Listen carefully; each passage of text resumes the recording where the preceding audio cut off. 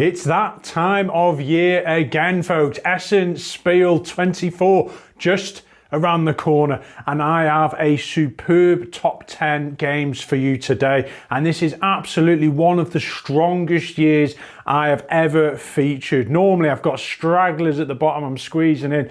All of these games are, in my opinion, games I would be sprinting for, folks. So let's take a look then.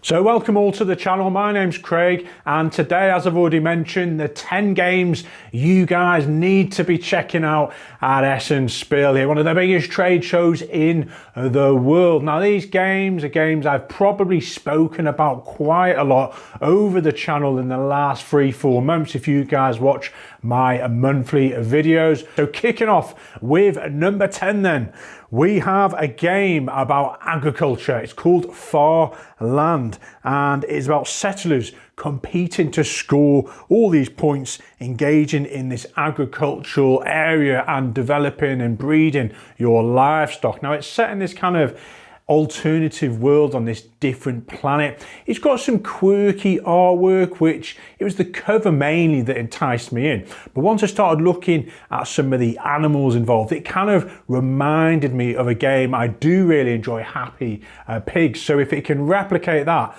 I am a happy man.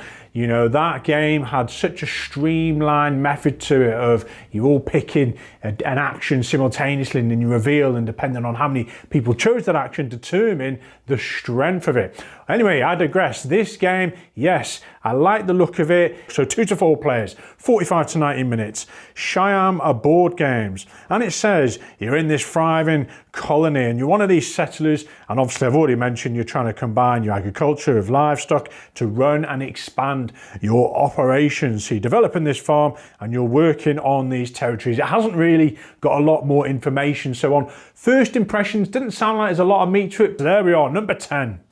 Now, number 9, we have another agricultural game, and it just squeaked in for me, and it's called Suno Valley, Valo, which is Sunny Valley in English there. Now, this one says it's a mid-weight card game with a board game feel set in this solar punk world. Now, it's only 2-player count this, so intrigued to see, you know, how that works. You don't get many just only 2-player games. So 45 to 90 minutes. It's brought to you by the Game Builders, and this one is, looking at the back of the box, it seems to have a lot more going on. It's got a lot of symbology, there's a lot of icons.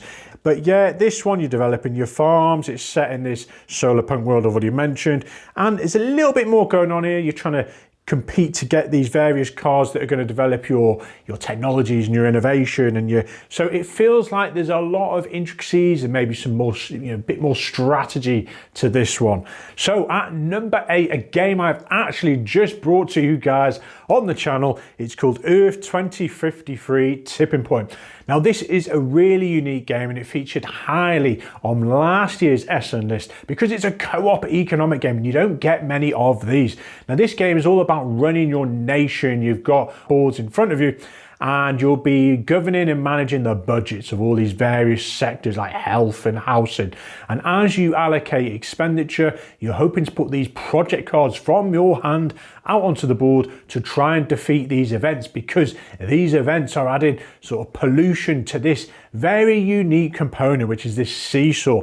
And as this seesaw sways with the green tokens and the red tokens, you do not want it to touch the ground with those red tokens, because the game is over. So you're constantly trying to prevent this with those green tokens. Now, as you go through the game, hopefully you can keep on top of these events and have an actual chance to develop your nation and get stronger abilities, because as you spend more budget there and move these little cubes, there is adjacency bonuses there. Lots of nice things to synergize there, lovely group dynamic. And as I say, sitting down and discussing your next course of action with your fellow players is really nice. Go and check out the video, and yes, these guys will be there, so go and have a look and have a feel and a play of all those components and project cards. And some of the artwork on those, folks, is excellent. Next up then, we have a game that has been out a while, but it's a reprint, and it's such a hard game to get hold of, and it's called Tonga Bonga. Now, this is brought to you guys by Stefan Dora, and for me it's on the list because mainly I've been trying to get hold of an original copy. I like the look of it. It's got this quirky, cutesy not world map, but it's got like these islands and lovely greens and blues that really pop out. And you've got these ships and you're trying to get certain dice numbers on there to be your crew. It can be sabotaged by other players when you all pick your dice for other ships as well. And you're trying to get to these sort of 4 or 5 islands before you return. And it's about efficiencies over the costs you're spending and the money you're making. So yeah, I think this would work ideal for, you know, a lighter weight economic game, suitable for the family that everyone can just get involved and enjoy, whereas the core aspects there remind me of something like Logistico, you know, one of those pick up and deliver games where it seems very streamlined and simple, but the depth as to the timing of when you get to here and when, it just reminds me of that. So I'm intrigued, and I think if you were at the trade show here, run and grab a copy of this, because I'm not quite sure how available this is going to be over in the West here. Now the player count, 3 to 4 players, always a shame having that free player mark, you know, no 2-player option. Okay, next up, Friedman Freeze is back again, and it's a slight variation of Power Grid. It's called Power Grid Outpost. Now this one has been brought to life because Friedman Freeze was sort of using Outpost as a kind of inspiration for Power Grid. So it's nice to see these two finally join. It's adding a kind of space theme to Power Grid. I've never played Outpost before. I'm intrigued by this one. From what I can gather, there's not many images, but it looks unique, having that space vibe on the board. You've got its technologies. It's got many similar facets, what I can gather, with the whole auctioning and getting, you know, different plots and different areas. But it's the same old goodness. You're trying to power, as a company, as most locations as you can and meet that demand of the electricity. So yes, go and have a look at this. So we have Asian Tigers up next, which has had a lot of buzz recently, and I think this is going to be a big hit at Spiel. Now, for me, I love the art style. I love the look of, well, not so much the look of the component stuff. They do look a little bit drab and a lot of sort of things going on, and I'm not quite sure how the gameplay is going to be, whether it's going to be a strong point. But first impressions, I'm intrigued. From what I've heard and what people have said, it sounds like it's going to be something very special. Now, the description of what's going to be happening, superb, folks. You know, you get to take part in the development of these Asian tigers, you know, like Taiwan, Singapore, and your role is to develop, you know, this trade and export this over to international markets. So the concept, superb. I just hope it can be implemented really well. Now this one plays 1 to 4. It's on the heavier side and it's 120 minutes, it says here. And Pythagoras Games have brought us this one. Nuno Bazzari, I can see his name there, I'm familiar with. This whole notion of you are trying to help these Asian tigers and you're producing resources, you've got ships, machinery, automobiles, chemicals, finance, electronics, as you pave the way to serve the global markets to success. So I just think there could, if they get it right, be so much to like in. It could be one of the big hitters. And the next one I have actually played, I've spoken about over my UKG footage, and it's World Order. And this is brought to you by Hegemonic Project Games.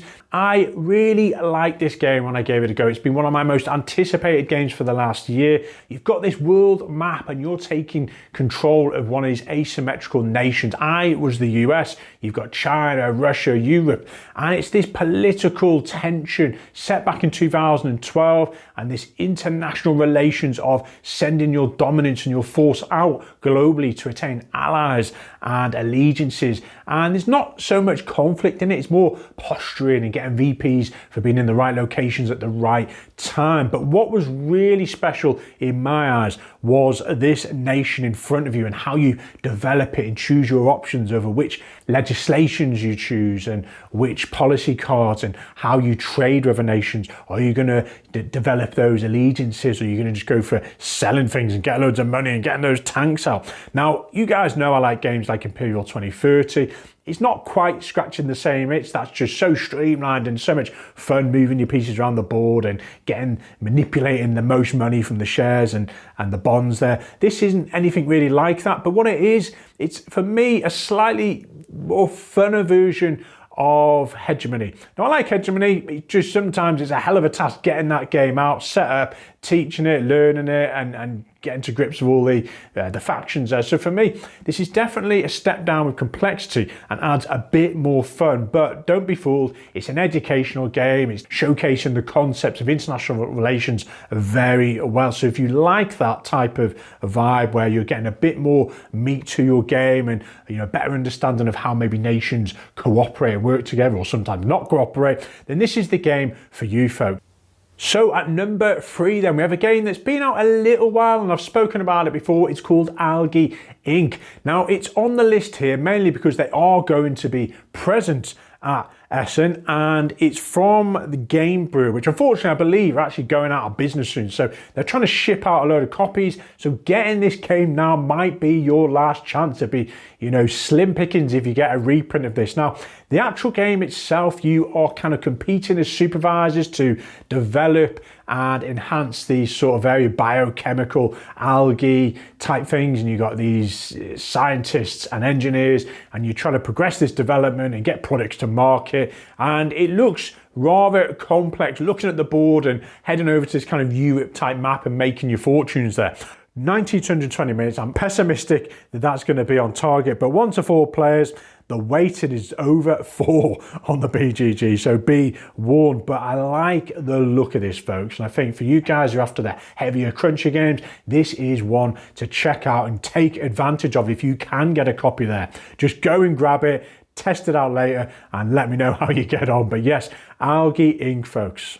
So at number 2, Ponzi Scheme, and again this game has been out donkey's years, but it's so hard to get hold of. You just can't find copies out there on the market, and this should be getting a reprint now. It's been a little bit delayed, but change of artwork on this, which I'm undecided whether I like it or not, but if it's got the same gameplay, I am in, folks. Now the concept of the game is basically similar to the real life Ponzi scheme. You're trying to get funding, you're trying to get investors on board, you're taking their cash and you're offering them the world, all these bonuses, but eventually you're having to sort of meet those bonuses and rewards. So you're having to take more funding on and more investments to be able to pay that.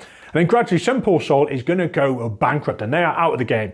And whoever's left standing with the most money is going to be the winner. Now, the concept of this sounds superb, folks. I love games like Panic on Wall Street, Hab and Gut. Very much streamlined rule set. And more so Hab and Gut, where in that game you're having to think about charitable donations, and if you haven't given enough to charity, you are out, even though you may have made the most money. So for me, I think that fits in that category perfect. So yes, Ponzi Scheme, go and have a look.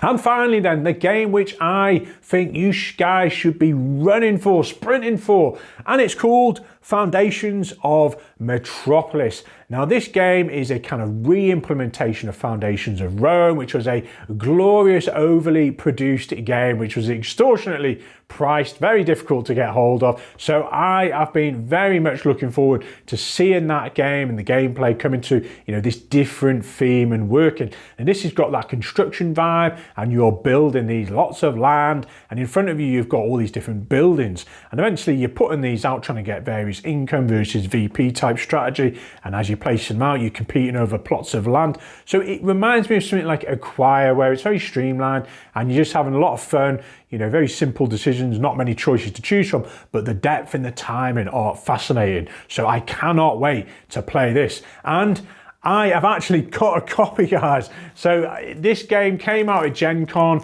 and it's very hard to get hold of in retail at the moment. And I spotted a copy, boom, I ordered that. But it's still number 1 for me because you guys need to go and either give it a go and play it, or just get yourself a copy if you are at Essen. So, and that, folks, is 10 games. Now, I think you couldn't go far wrong with picking any of these games if you're a big economic fan. And for me, hopefully that's given you some insight into what's on offer there. And there's loads more expansions and various bits and bobs there as well. So keep an eye out and let me know how you get on and what you found there as well, if there's any surprises. Now, additionally, I'm hoping to bring you guys a Essen Spiel 2023 look back. One of my subscribers recommended, I thought it was a great idea, so I'll be bringing that to you very soon. So have a fabulous time out there. Thank you for watching, and I'll see you all soon.